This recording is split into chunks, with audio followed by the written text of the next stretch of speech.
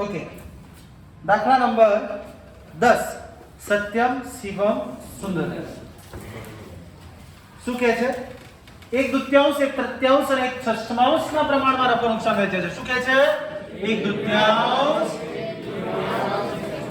the ratio is given like this. પણ આપણે પ્રમાણમાં લઈએ છે ને, તો પ્રમાણમાં લેવું હોય તો મારે 6 લસા થાય. જેના ઘડિયામાં 6 આવે, 3 ના ઘડિયામાં 6 આવે, 6 ના ઘડિયામાં 6 તો હોય.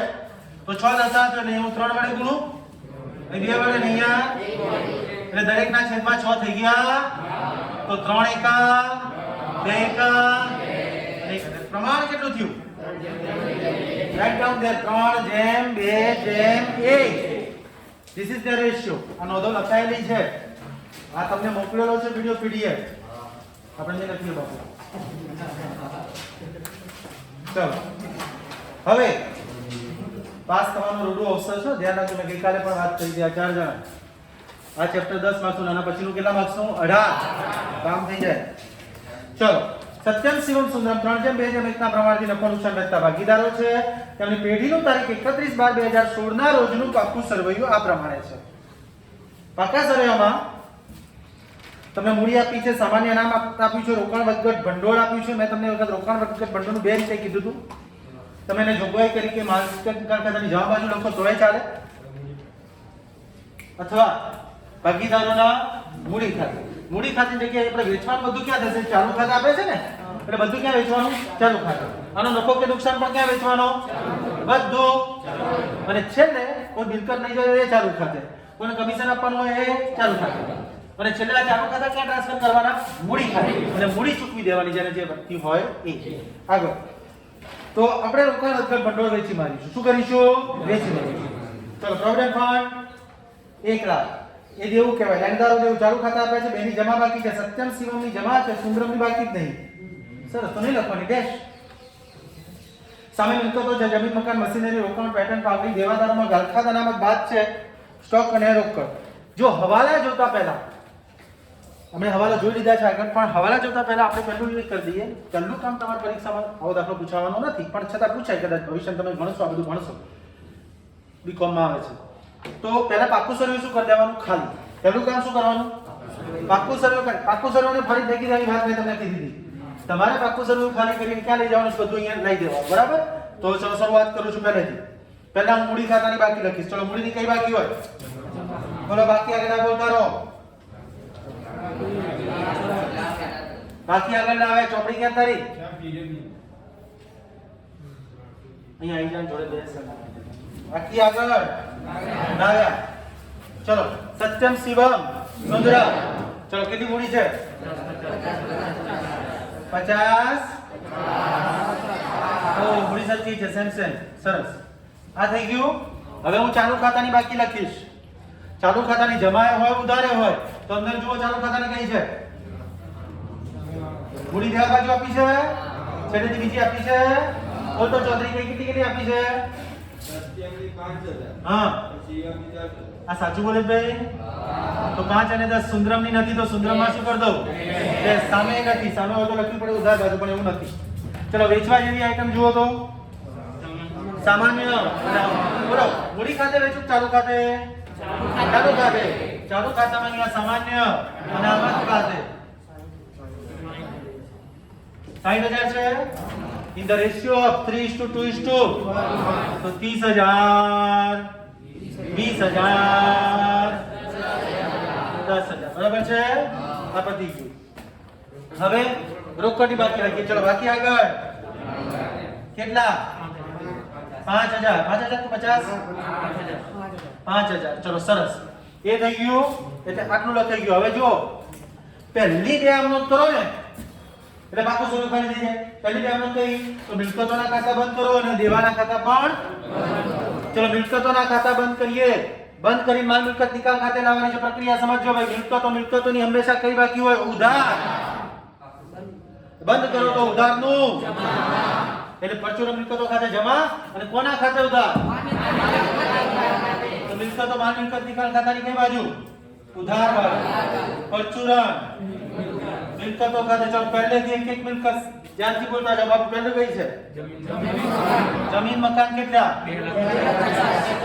2,50,000 પછી બોલ કેટલી 2 લાખ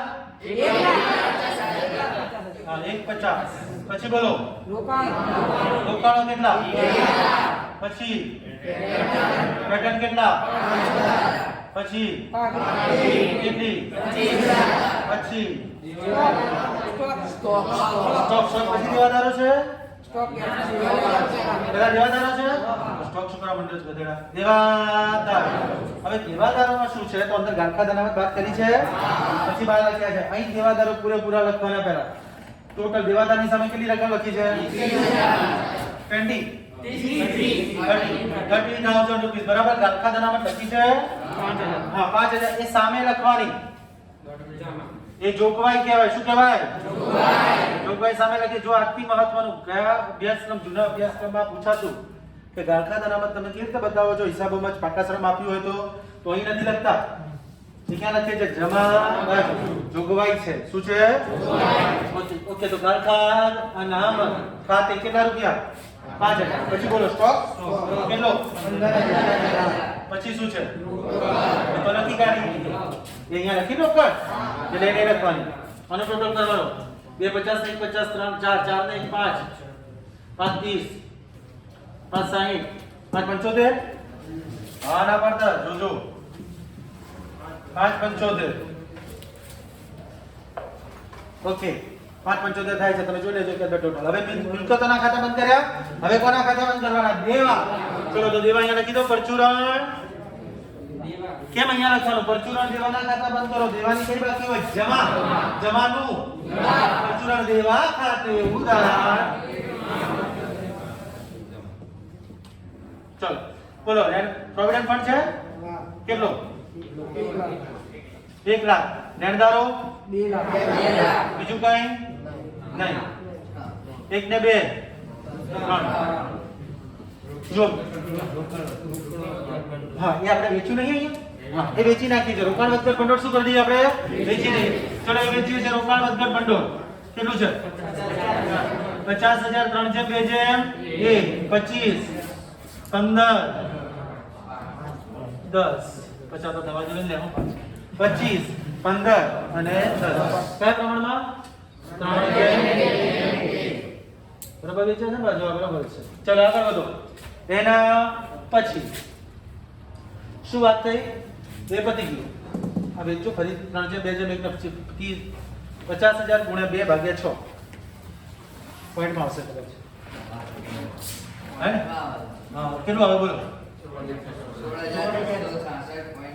એટલે 67 કરી દો 16,667 અને 8,333 8,333 બરાબર પેલું મેં 5 3 2 ના પ્રમાણે વેચ્યું કે 3 જેમ 2 જેમ 25,667 8,333 પેલા 66.67 બતા લીધું કે એને વધારે આપ્યું 33 પૈસા 33 પૈસા ઓછા ચલો હવે એ પતી ગયું તો જો પાક્કું શરીર ખાલી કર્યું ત્યાં બી એક સિદ્ધાંત તમે સમજી લો તમને ખબર પડે પાક્કું શરીર ખાલી કરો ને તો જમા બાકી જે અંદર છે ને બધી તમે જમા બાજુ લખી છે એટલે જે મૂડી દેવા બાજુ છે ને બધું જમા બાજુ લખ્યું હશે જુઓ મૂડી દેવા બાજુ પહેલું શું છે મૂડી તો મૂડી અહીંયા આ લખી મૂડી બરાબર જમા બાજુ પછી શું છે સામાન્ય ક્યાં લખ્યું જમા રોકાણ વગર ભંડોળ જમા પછી આ દેવા પણ જમા બધું ક્યાં લખ્યું જમા ઓકે તો આ બધું જમા લખ્યું ઉધાર બાકી ક્યાં લખી આ સિમ્પલ ચલો આગળ વધીએ એ પતી ગયું હવે શું કરવાનું આ પાકું સુધી ખાલી કરી દીધું હવે હવાલાની આપણે શું કરવાની અસર ચલો પહેલું શું કહે છે એક એક વસ્તુ જોતા જઈએ અને એમાં મુદ્દો આવતો જશે એ જોવાનું જમીન મકાન 4 લાખ મશીનરી 1 લાખ રોકાણો 50,000 અને સ્ટોક કેટલામાં વેચ્યો આ વેચ્યો કીધો ને વેચ્યો એમાં આમ ન થઈ ગઈ વેચો તો પૈસા શું આમ ન થઈ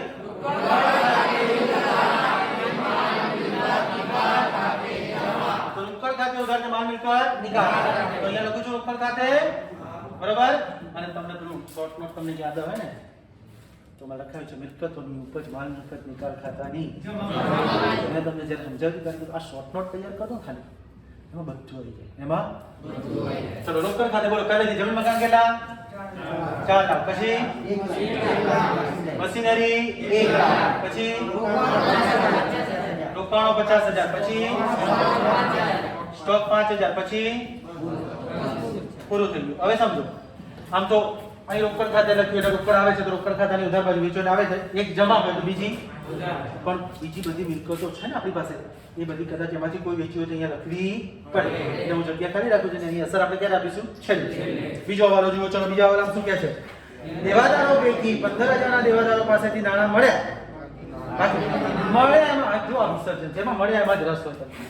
બીજું તમને એમ થાય કે આ મશીનરી 2.5 લાખ છે ને આ બાજુ જમીન મકાન 2.5 લાખ છે, 4 લાખમાં બીજું 2 લાખ નફો ના થયો તો નફાની અસર નહીં આપવાની. નફો ઓટોમેટિક નોંધાય છે. કેવી રીતે નોંધાય છે? નફો જ નોંધાય છે. ખરેખર શું નોંધાય છે? કેવી રીતે નફો જ નોંધાય છે? તો જો આ 2.5 લાખ છે, અહીંયા છે 4 લાખ. 4 લાખ જમા કર્યા, 2.5 લાખ ઉધાર કર્યા, એટલે નેટ કેટલા જમા થયા? 1.5 લાખ. 1.5 લાખ જમા થયા, નફો જમા થાય તો નફો જ જમા કર્યો છે. આ નફો લખો જો નુકસાન લખો, બીજું કશું લખતા. કારણ કે મૂડી કેવી રીતે શોધાય? તો નફો થાય તો મૂડી વધે અને નુકસાન થાય તો મૂડી ઘટે. નફો નુકસાન જ નોંધાય છે.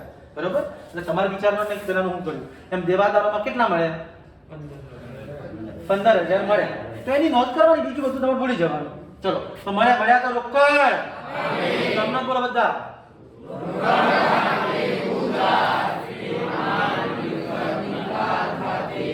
કેટલા મળે દેવાદારો? બાકીનો માંડી વાળો હોય તો ઓટોમેટિક માંડી જ વાળે. કે 15000 નું નુકસાન ઓટોમેટિક નોંધાયું, 30000 અહીંયા લખાયા, 15000 અહીંયા લખાયા, એટલે 15000 ઓટોમેટિક ઉધાર થઈ ગયા. ચલો પછી લેણદારો. This is the most important point. અને આ મેં તમને કરાવી દીધો છે, તમને નોંધ આની કરાયેલી હતી. હવે એને સમજવાનો પ્રયત્ન કરીએ. લેણદારો એક બાજુ તો ભાઈ ચલો, હવે લેણદારોમાં શું છે જુઓ. કેટલા ટકાના લેણદારો છે? 10%. તો સમજો 10%ના લેણદારો. હું અમારી નોંધ કરું છું, તમે સીધી કરી દેજો. 10%ના લેણદારો. ચલો, 10% લેણદારો અંદર જુઓ કેટલા છે? 2 લાખ. 2 લાખના 10% સીધા મૂકો 20000 કીધો. એને ચોપડે નહીં નોંધાય રોકાણો. જો આપણે જો લખ્યું છે જેને 10000 ના નહીં નોંધે રોકાણો આપણે. બરાબર? હવે તો બાકી કેટલા રહે? 10000. એ રોકડા ચૂકવ્યા. કેવા ચૂકવ્યા? તમારે કેટલા ચૂકવ્યા એની પર અસર રાખવાની છે. શેની પર અસર રાખવાની છે? તો કેટલા રોકડા ચૂકવ્યા? 10000. અને પછી કે છે બાકીના લેણદારોને 10% બતાવે છે. કેવું લખ્યું છે? હા, તો બાકીના લેણદારો છે કેટલા? 1 લાખ. હા, 81. કેટલા 81? આ 10% એટલે 20000 હતા. ટોટલ 2 લાખ માંથી 20000 નો હિસાબ થયો. હા, કેટલા બાકીનો? 81. તો બાકીના લેણદારો 1 લાખ કેટલા ટકા વટાવે? 1,65,000 18,000 ઓછા થઈ જાય એટલે ટોટલ તમે લેણદારોને ચૂકવ્યા 1 લાખ. જે ચૂકવ્યા એની નોંધ થાય. એની નોંધ થાય તો ચૂકવ્યા કેટલા? 1,72,000 ચૂકવ્યા. એમાં આમનો થઈ ગઈ. ચૂકવો તો રોકડ જાય તો જમા. કોના ખાતે ઉધાર? હા, તો અહીંયા લખું છું રોકડ ખાતે. અને બીજું તમને વાક્ય યાદ હોય, શોર્ટ નોટનું વાક્ય કે દેવાની ચૂકવણી માલ મિલકત નિકાલ ખાતાની આ કઈ બાજુ કહેવાય? ચાલો ઉધાર બાજુ બતાવાય છે. તો રોકડ ખાતે લેણદારો કેટલા? 1 લાખ. હવે આની બીજી અસર આની જેમ પછી છેલ્લે જાતીય બધો દેવા ચૂકવાઈ ગયા પછી ચલો આગળ વધો. શું કહે છે? હવાલા નંબર કયો આયા? અચ્છા, તમને એક બીજો પ્રશ્ન. એક મિનિટ, એ તો કોઈને થયો નહીં પ્રશ્ન, તો હું સમજાવું તમને. આને નહીં નોંધે રોકાણો આપે 10,000 ના, તો એની નોંધ નહીં કરવાની? તો નહીં કરવાની. કેમ નહીં કરવાની? તમે નહીં નોંધાય રોકાણો એટલે ચોપડે તો નોંધાય નહીં. એવા લેણદારોને આપે એટલે લેણદારોને આપો એટલે માલ મિલકત નિકાલ ખાતે તો ઉધાર થાય. અને તમે એને નહીં નોંધાય રોકાણો આપો છો એ જમા થાય કોના ખાતે? માલ મિલકત. એટલે એની આમનો એવી થાય છે મામીની કે મામીની, એટલે તમારે એની નોંધ કરવાની નહીં. કેટલા તમે એટલું બધું ભૂલી જાઓ, કેટલા ચૂકવે એ નોંધ કરો. શું? બાકી બધું ભૂલી જાઓ. ચલો આગળ વધો. હવાલા નંબર 4. તો આપણે નહીં નોંધાય અરિયલ સ્ટેશનરી માટે 6000 સ્ટેશનરીના ચૂકવવા પડ્યા રૂપે તમે ચૂકવ્યા એટલે રોકડ ખાતે જમા કોના ખાતે ઉધાર અહીંયા લખો ને નહીં નોંધાયેલ સ્ટેશનરી ખર્ચ કેટલો પછી બોલો સિવાયના વિષય અંદર બાકી પાઘડી અને પેટર્નની કોઈ રકમ ઉપજતી નથી આની નોંધ મેં લખાઈ છે હું બોલ્યો તો તમારે લખવાની હતી એમાં એવું હતું કે પાઘડી પેટર્ન ટ્રેડમાર્ક કોપીરાઇટ આ 4 અદ્રશ્ય મિલકત છે એની ઉપજ અંગે કોઈ માહિતી ના હોય તો કશું ઉપજતું એને કદાચ ના લખ્યું ને કશું ઉપજ્યું નહીં એનો હવાલો જ ના હોય તો એ કશું ઉપજતું કઈ 4 મિલકતના નિયમ લાગુ પડે એની ઉપજ અંગે કોઈ માહિતી ના હોય તો જો કે હવે તમારે નવા અભ્યાસક્રમમાં આવું નથી કરતા પેલા જૂના અભ્યાસક્રમમાં એવું કરતા કે ઉપજ અંગે કોઈ માહિતી ના હોય ખાલી લખ્યું હોય પણ હવે તો તમને કહે છે કે ઉપજ્યા કે નથી ઉપજ્યા કે કશું રહેતો નથી તો ઉપજ અંગે કોઈ માહિતી ન હોય તો કોઈ નોંધ ના થાય આ નિયમ કોને લાગુ પડે 4 અદ્રશ્ય આ હું કહેવા માંગે સમજો આ બધી મિલકતો વેચી ને પછી આપણે તાળો મેળવીશું બધી મિલકતો વેચાઈ ગઈ તો કદાચ અહીંયા હોય કદાચ હોય ફર્નિચર છે ફર્નિચર આ બાજુ નથી તો ફર્નિચર વેચવું પડે અને એના પૈસા મળે ના કીધું હોય તો એ મળે પણ પાઘડી પેટર્ન ટ્રેડમાર્ક કોપીરાઇટનું કશું ના કીધું અહીં લખી છે અને એની ઉપજ અંગે કશું ના તો એનું કશું મળે એ અદ્રશ્ય મિલકત છે એનું ના મળે પેલી તો ફિઝિકલ છે એનું મળે તો એ રીતની વાત છે તો નોટ પછી લખાઈ દઉં તમને મોકલી દો છે પીડીએફમાં તમે પીડીએફમાં જોઈ લેજો આ નોટ પણ પીડીએફમાં છે તો એના પછી આગળ વધીએ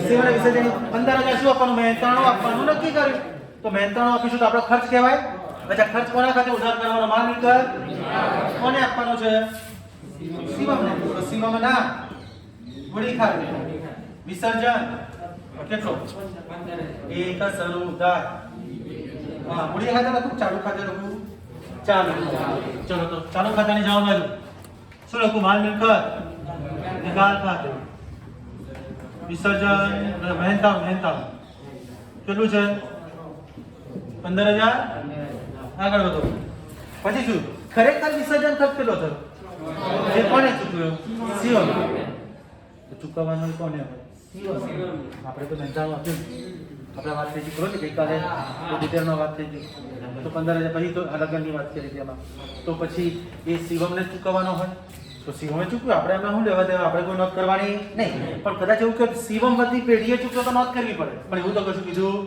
તો ત્યાં જ હવાલાની બાજુમાં લખજો પેઢી વિસર્જન કરતી કોઈ નોંધ કરશે નહીં મહેનતાણું આપ્યું હોવાથી એવું લખો મહેનતાણું આપ્યું હોવાથી પેઢી વિસર્જન કરતી કોઈ નોંધ કરશે નહીં વિસર્જન ખર્ચની કોઈ નોંધ કરશે નહીં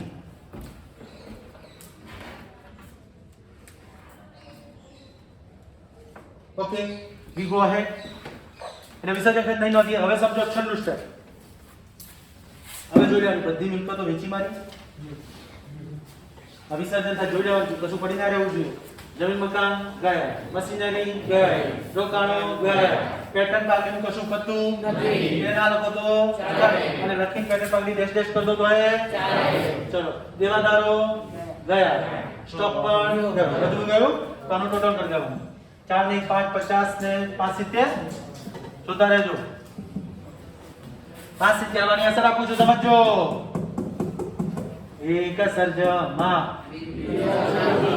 બીજી અસર ઉધાર અહીંયા લખો ચલો શું લખું માલ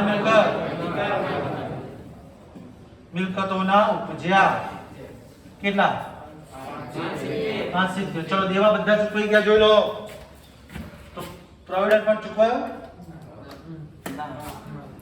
દાખલામાં જોગવાઈ છે એ ના ચૂકવાય દેવા ચૂકવાય તો ચૂકવાય છે આપણી જોડે છે પ્રોવિડન્ટ ફંડ નથી ચૂકવ્યો તો ચૂકવવો કારણ કે દેવાના ક્રમમાં વિસર્જન ખર્ચ પહેલું શું ચૂકવવાનું તમને ખબર છે ત્રાહિત પક્ષના બાકી ના ચૂકવવા પડે જો એટલે નતા તોય ચૂકવ્યા આ નતા ચૂકવવા પડે પછી કેટલા રૂપિયા 1 લાખ 1 ને 2 70 ને 2 78 ચલો 1 જમા 1 ઉધાર શું લખું અહીંયા માલ મિલકત નિકાલ ખાતે શું છે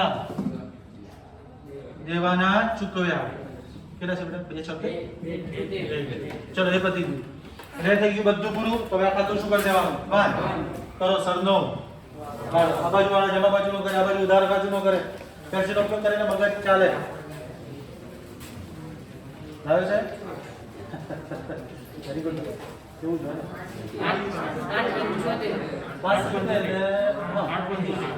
10 875 875 આ બાજુ 868 એટલે આ બાજુ વધારે છે. 875 વધારે ને? 875 875. ચલો કેટલા આયા? 868 બાદ કરો. 7000 ચાલુ ખાતે આનો 870 થાય. આ 75 ને 78 છે. 5000 છે ને ઉપર?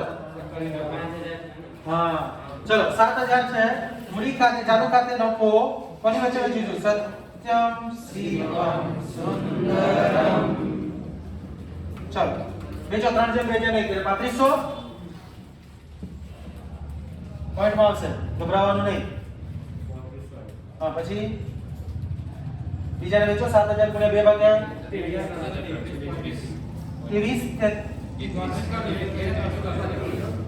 હા 33 જ રાખો ને. હા પછી છેલ્લામાં 1167 તો એક અસર ઉધાર બીજી અસર જમા. મામીની ખાતે કૌંસમાં નફો 3500 ચલો હવે આ ખાતા શું કરી દેવાના? ચલો હા 35,000 લખી ખોટા બચ્યા. હા 63,500 બરાબર છે. પછી ઉમેરી દઈએ ને 100 ને 2 18 ને 19 19 ને 15 34 34 ને 64,000 જોઈ લે. 10 ને 8 18 19,500 કયા 64,000 બરાબર છે? 63,500 કેલ્સીનો ઉપયોગ કરવાનો મગજ દોડે. ચલો 19,500 64,000 63,500 શું લખું ત્યાં? ટ્રાન્સફર કોના ખાતે? ભાગીદારોના મૂડી ખાતે. તો એક ઉધાર બીજી જમા. શું લખું બોલો? ભાગીદારોના ચાલુ ખાતે. બોલો પહેલામાં 63,500 પછી ટોટલ કરો 11,3500 પછી 1,14,500 એનું અહીંયા લખી દઉં 1,500 1,14,500 14,000 ચલો ચૂકવી દઈએ. તો અમે સામે શું લખી દઈએ? રોકડ ખાતે. બસનો પ્રશ્ન છે ને રોકડ ખાતાની કઈ બાજુ? જમા બાજુ. ભાગીદારોના મૂડી ખાતે. બોલો પહેલામાં શું નામ છે? સત્યમ. આ રૂપિયા બોલો હળો તમે. એક છે પહેલામાં 1,13,500 પછી બીજામાં 1,14 પછી છેલ્લામાં ટોટલ કરો 13 14 27 28 28 9 37 297 ચલો 297 થઈ ગયા. 5,75 અહીંયા 5,78 અહીંયા થવા જોઈએ. That is end of Solomon. Okay લખી કાઢો ફટાફટ. ચોપડા નવા બનાવીને બરાબર લખો, વ્યવસ્થિત બનાવો.